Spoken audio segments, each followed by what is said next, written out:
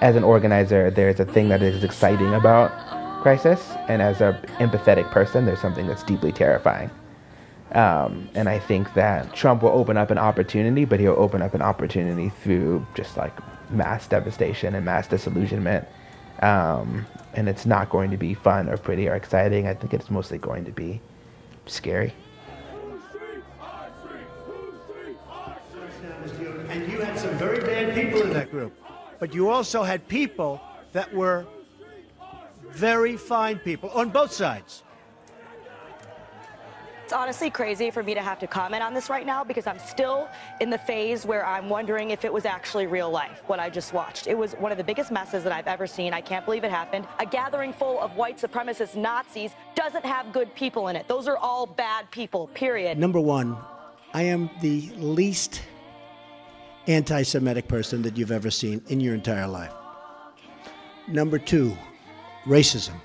The least racist person. And he complained to me that he didn't really like having a black guy counting his money. He went on to say, what I want counting my money is short guys with yarmulkes on their head. Specifically here for Terrence Sterling, who was a black man killed by D.C. police. An officer trainer was found not guilty after shooting him in the back, after being told to stand down. I have a great relationship with the blacks. I've always had a great relationship with the blacks. And this is when he went after, without using his name, Colin Kaepernick. Take a look. Wouldn't you love to see one of these NFL owners, when somebody disrespects our flag, to say, get that son of a bitch off the field right now, out, he's fired. In Donald Trump's America, everyone is speculating as to who should be the most afraid. Black people, Latinos. Do you think Donald Trump is racist? I do. We're going to build a wall, and we have to build a wall.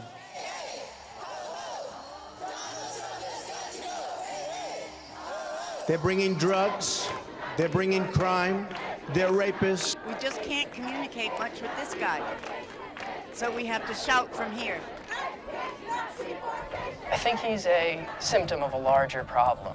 I think that he is the symptom of a broken system. People knew it was broken for a long time, but when they saw a man who's a sexual predator, who is racist, who doesn't know how to shut up, who doesn't know a thing about how to be president or how to do anything in politics, win and become president, it scared him. And it jolted a lot of people into action. Almost the worst legacy of this period is the diminished hope that people have that change is even possible. And part of our effort has to be that we are agents of hope, that we engage people, that we talk with them, that we understand their problems, and we find ways to promote solutions to their problems with them. I, Donald John Trump, do solemnly swear that the election was a trigger moment. And the thing about that is that that is really the most time when those who are most marginalized can impact those who have power over them.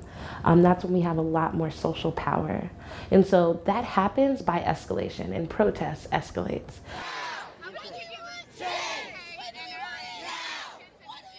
When there's injustice, I believe that there should be a disruption that happens to the status quo, because it is the biggest way and the fastest way to get people to understand that something is not right.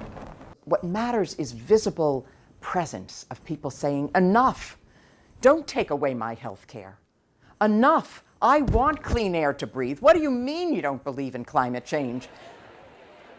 Enough, no more killing of unarmed black men or women or anyone.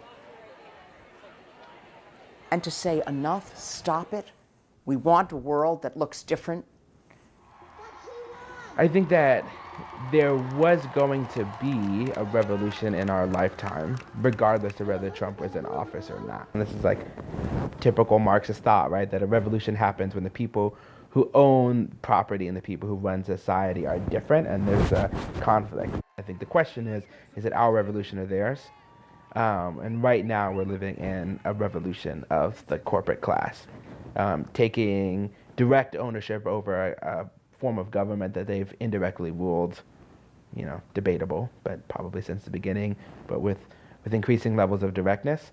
And so what you get with Trump, I think, is a hollowing out of the state in a way that will create a series of crises. And the question for us in social movements is whether or not we'll take the tactical interventions and have a strategy of tactical interventions that allow us to be in a place to dictate on a nationwide scale so that the revolution that happens is our revolution.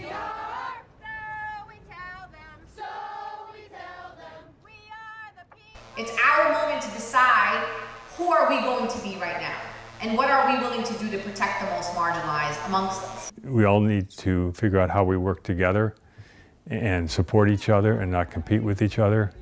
Because at the end of the day, we're all sort of up against this, the same group. Intersectional organizing is the way to go. Intersectionality is the concept that you cannot combat anti-Black racism without combating sexism, misogyny, anti-Semitism, Islamophobia, homophobia, transphobia. It's the idea of organizing at the intersections of different oppressions. We cannot, and we, especially not at this time, we can no longer organize in different parts of the room. We have to build power and bring all those organizing circles together in one place. And that is what is happening now and what we're calling and dubbing the resistance. The plan is going to be stronger if you develop it in a group and everyone has the tools and they go through the same process because they'll have input. And so people will think of things you hadn't thought of. And so one of the main things we need to think about is solidarity, is the coming together. When someone's attacked for being Muslim, to say, I am Muslim, I am union, I am woman, I am Black Lives Matter. I am for all of these movements together, and we are united. We are stronger together.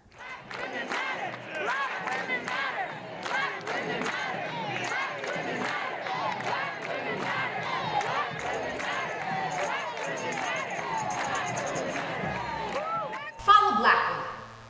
In my work that I do, I follow Black women. If I walk into a space that is organizing and there aren't Black women at the table, I walk away.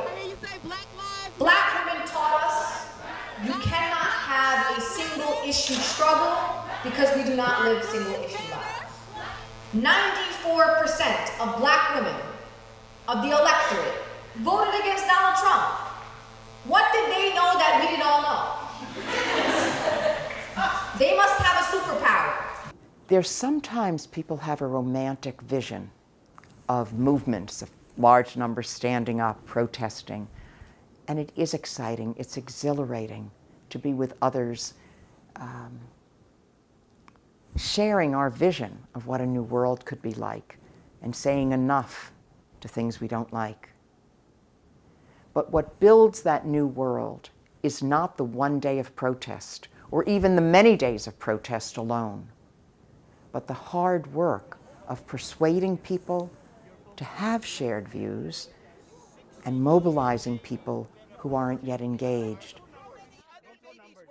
The more support that we get, right, the more people that go from this neutral side of just looking and actually come to a meeting, actually look up the local Black Lives Matter chapter, right? And if you don't have one, right, if you finding some folks that just want to start having conversations, right? So the more people that do that, we isolate the folks who are the opposition, right? We end up polarizing the community, and they have to pick a side. And so I think that your involvement in the movement is you picking a side. If you're going to be on the freedom side, or you're going to be complacent and an agent of the opposition. The Women's March was amazing for the women who came,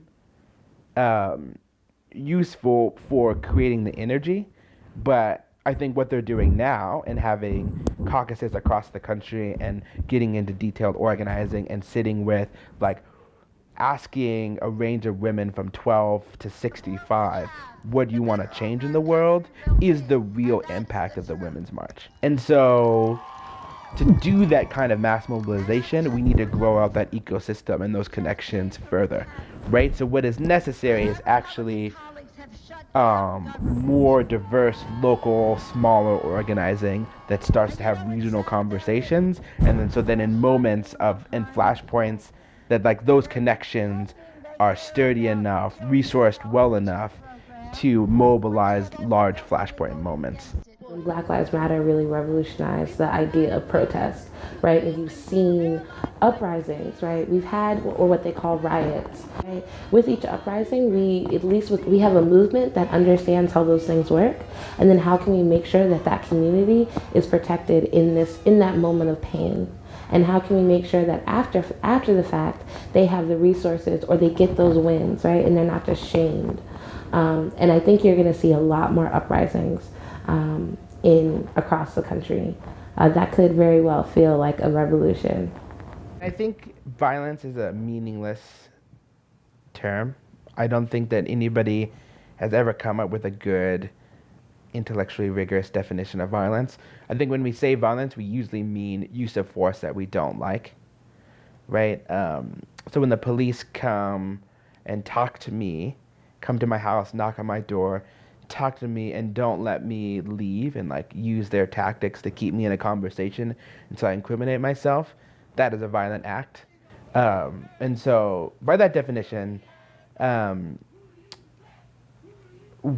it's inevitable that the movement will have to force the hand of our opposition to make concessions to the humanity of Black people that they will not like. And I think they will experience it and call it violence. I'm willing to go the distance for these causes that I believe in now. I believe it's that important. I believe it's a real turning point in our country. I believe it will define the next 50 years in our country. And I'm willing to not be as peaceful as I was before. We're not all, at least as a country, we haven't all decided what violence means, right? Because there is an idea that certain things are already violent. And so as a Black person, I am considered to be violent whether I've done anything violent or not. And like singing at the gas station was like considered violence. I think my thing is that I believe that we should have the right to protect ourselves. I think that, and so for that I don't think it's violence in like the eyes of like the law or whatnot. Like I think it's protection. I think that I have the right to. I think that if there are an army of people who are planning to come and kill me and people who look like me, or just people, marginalized people in my country, I feel that we should have the right to defend ourselves. I think that moving forward, the movement for Black liberation is not going to be nonviolent. The state is going to increase the pace at which it kills people, and Black people across the country will take up arms, whether it's a bottle or a rock, to defend themselves, as we always have. We ready, we coming, we ready, we coming, we ready now. Black Lives Matter, Black Lives Matter. We live in a country that was founded, right, on the extermination of indigenous people. This is not my opinion. This is a fact. This is history. And we have to own that history. We're also a country that was founded on the enslavement of Black people. We forced Africans to this land, and they worked and built this nation. We enslaved people and owned them as property. This is our history, and we cannot deny this history. We must sit with it, we must acknowledge this history. A lot of people want to push it aside, pretend it never happened. You see, like in American textbooks, like things are being hidden. Mm-hmm. We don't talk about slavery, like as we should, you know, like this is our history. We should be talking about what happened, making things better. And I think the fact that people want to push it down, hide it under the rug is really what's one of the bigger issues. It is unreasonable to ask people who are experiencing bodily harm at the hands of a hegemonic state, right, at the hands of an opposition that is powerful enough to set what truth is for an entire society and set the narrative for an entire society and change the history of what has happened to fit their interests. I think it is unreasonable to expect people who are experiencing genocide and cultural erasure and death at the hands of that kind of power to respond in a way that could be characterized as nonviolent. I would want to say that violence trying to have a voice for a long time and nothing's getting done. The only way that you can respond now is with violence, because that's when people react. So I think in some cases violence is the answer. I have not been involved in a violent protest. Actually, I was considering one, the one when they were doing after Charlottesville and they were going to go to Richmond. I was considering that, but that's because, I'm a black man, it's the KKK, and there are some things you have to fight. But for the most part, peaceful protest is the way to go. There's very few actual nonviolent movements that have ever happened. What is strategically important is to be seen as less violent. I think violence is counterproductive. I think the civil rights movement is a good example of how nonviolence really works. We like to tell this fiction that the civil rights movement was nonviolent, or that even Gandhi's movement for Indians' liberation was nonviolent, but we forget that there were bombings on the trucks all the time. When Gandhi was in India, we forget that people did shoot back at the police in the civil rights era, right? And what the civil rights movement was known for was being noticeably less violent. Nonviolent protesters have always needed to be protected. What we're seeing is that there are anti-fascists who understand that that is what is going to be necessary to keep people like me, who are in a nonviolent phase of movement, from getting the shit kicked out of us. It does bother me that on a day when, like, the Black Lives Movement did this, amazingly effective job of shutting down part of the inauguration, and much of the media coverage was about, a few kids who broke a few windows and set a limousine on fire. Oh, they're anarchists, they're excused. They're not. This is the left, the violent left. They are haters, and they're out there doing their best to ruin what is otherwise a fine American day. There are a lot of people that dislike Antifa, and they call them a terrorist organization and everything else. But I've spoken with a number of anarchists about the work that they do, and anti-fascists about the work that they do. And they feel like their violence is a necessary evil to fight oppression and to fight racism. And knowing that it was important for Martin Luther King to be here just as much as Malcolm X and some of the other civil rights leaders during that era, I can kind of see it the same way today.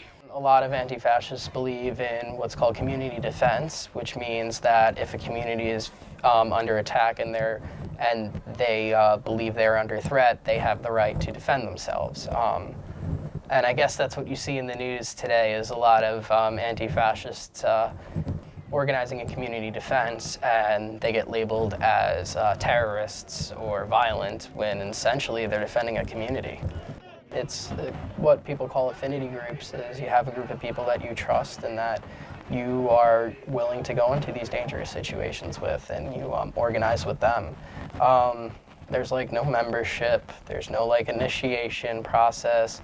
It's not like a cult or anything. It's just groups of people who want to do better. I consider myself a part of Antifa. I think it's really fascinating to me that that Antifa has gotten this really violent name and reputation. They're basically anti-fascists, right? It's a coalition of people who are against fascism. And so there was a time, like the 40s, where America was one of the premier anti-fascist organizations in the world because we fought the Nazis. And if you ask my grandparents' generation what you do when you see a Nazi, they would say you punch him in the face every time.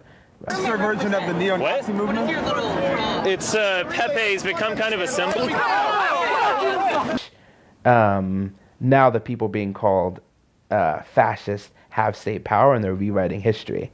But the last time we had a conversation about what to do with fascism, we decided that you bomb it out of existence. I will say that most members you won't see in the streets, because most of what Antifa does is not in the streets.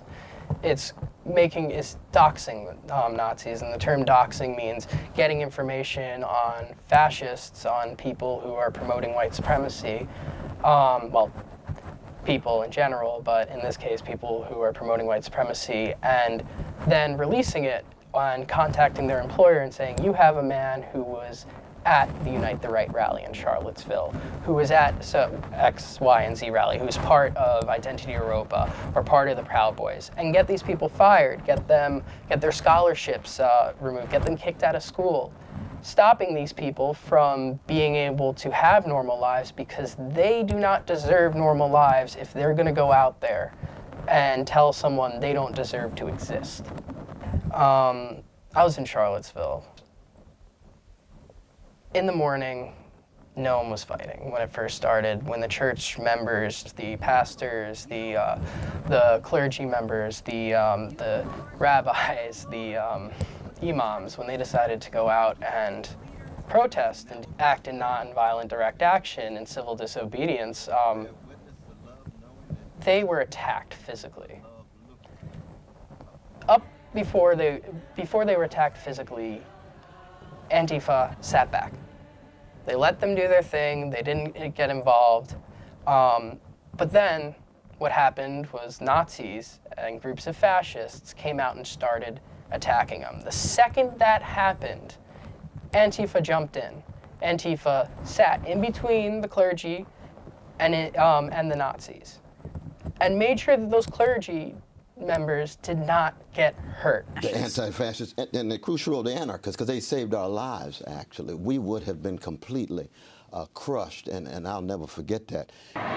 Violence is not okay, but sometimes when you don't get things, you get actions. And so it's not like the Antifa go out to specifically do violence, but when you got violent police coming after violent people, violence brings violence. It's not like Antifa starts the violence. The police is violent. State sanction is violence. And so therefore, every action gets a reaction. So Antifa is not a violent organization, they're protecting the people. We don't go out looking for a fight. We don't escalate the tactics. We meet the escalation of the other side. Anyone can be an anti-fascist.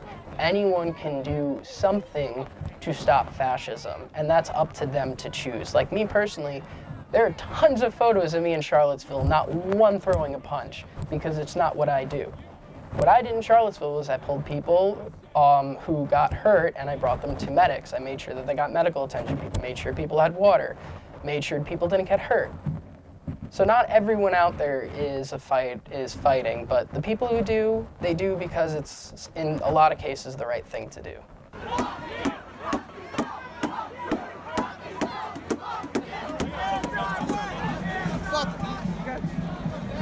It's a goddamn badge of honor, baby. I was invited in to give a speech to that regard. And as we were closing down, I gotta go. Oh my goodness, I don't know what is happening here. I don't know what just happened there.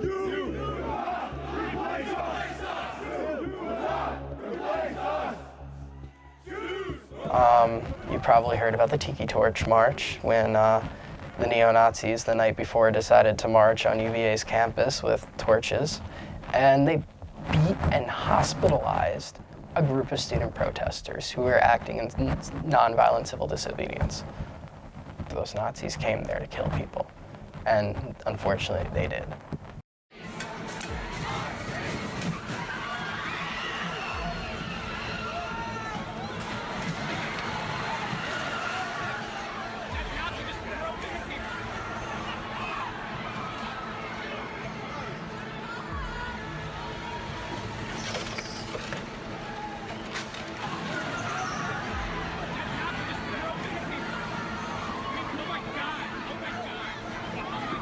Every time you want to progress in this country, every time you progress forward, every time you want to give more rights to a marginalized group, you see a blowback from people who want to keep the status quo. Same thing happened in the 1960s when you wanted to give people of color rights. You saw white males especially getting so angry that they decided to just go into a black neighborhood and beat the crap out of everyone or even lynch people. You're really seeing it because they feel attacked. I think that our revolution is going to include a revolution of many different things, not just like physical force. Like when it comes to the work that we do, of like we do blocking and building and being, right? We do healing, we do joy. We also do power dynamics and things like that. All of that stuff, we have to revolutionize all of those things. I think we're in a social revolution right now where we become more inclusive, when we become more understanding of people's identities. And we stop the prejudice. I think that's the revolution we see, and it's not a violent one, it's a non-violent one. A lot of the chants at the march were kind of saying, this is nowhere near the end, this is just the beginning of a revolution that should have started a long time ago, I think. And it did start, but I think the Parkland shooting has done so much more in the particular issue of gun control, because everyone has done, this is it, we are not taking this anymore. So they've all kind of taken so many movements and so many steps towards, making this a bigger, well-known revolution of the young people that is, we are going to lead this country one day. We need to start leading it now so we can make it the best it can possibly be. We saw during the Vietnam War, it's mostly, student-led, young people-led, and I think that's what's so amazing about what's happening today is that these teenagers, they don't have any fear of losing their job or looking bad in front of a company or boss. We are, the future, and it's our responsibility to make sure that we create a path and a world and a country that we want to live in. So yeah, hopefully with all these young minds being interested in politics and being engaged, we'll get some better results for candidates later on. To quote all the teens, we'll vote them out. Yes. Yeah, so, no, we will. We're gonna vote them out. We're the upcoming generation. So the reality is, either you look out for us and you support us, or you're gone. You're out of here. Yeah. Imagine there's no heaven. It's easy if you try. No hell below us. Above us only sky. Imagine all the people living for today.